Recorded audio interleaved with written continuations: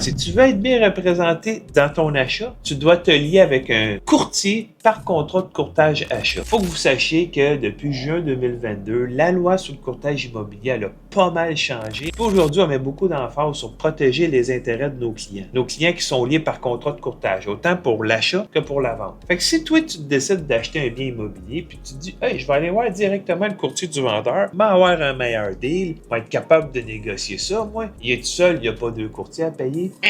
Faux paradigme. Je vais te dire pourquoi. Regarde, je t'amène dans mon ordinateur, là, ici, là, je te montre un nouveau formulaire de l'OACQ qui s'appelle l'avis. Regarde, on le voit ici, là. L'avis CVAN.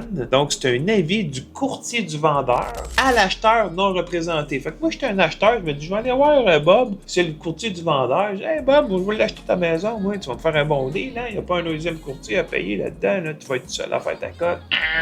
Ça marche plus, ça, guys. Faut arrêter de penser comme ça. C'est plus ça le courtage immobilier au Québec maintenant. Check quand je t'emmène dans le formulaire en bas, qu'est-ce que ça dit? L'avis.